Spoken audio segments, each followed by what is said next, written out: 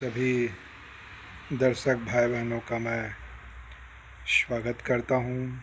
ये रात का समय है, करीबन 8 सवा 8 8:20 का समय है।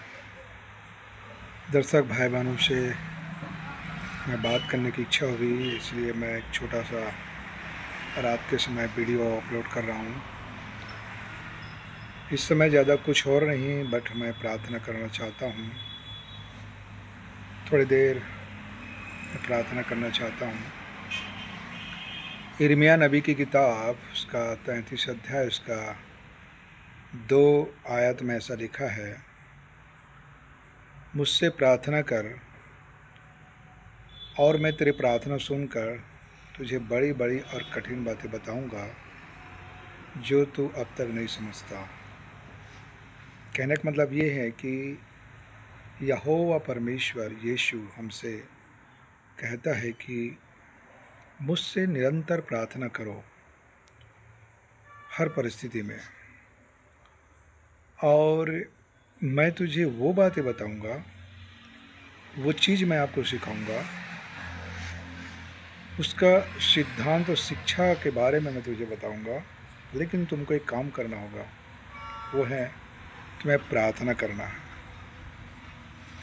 प्रार्थना करना, अपने पिता से, परमेश्वर से एक गहरा रिश्ता, संगति, बातचीत करना।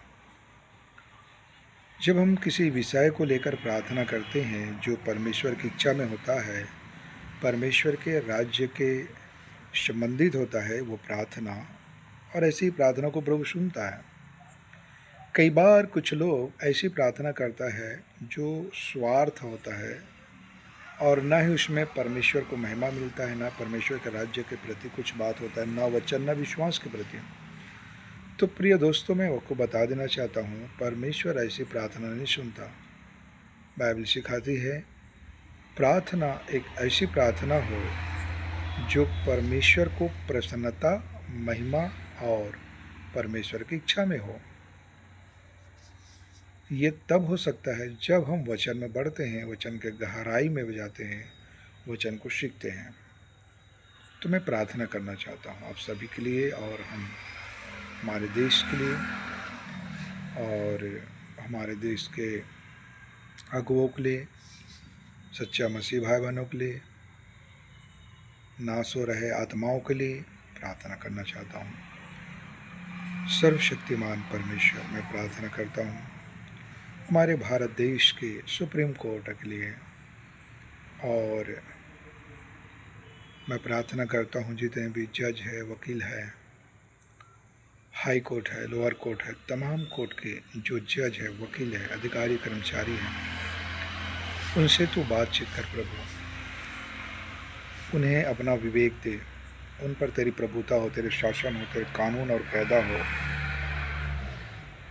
परमेश्वर, वो सब सच्चाई से काम करे, बिना स्वार्थ, बिना लालच के वो न्याय करे, काम करे, संविधान को, कानून को, सच्चाई को ध्यान में रखते हुए सही मार्ग में चले।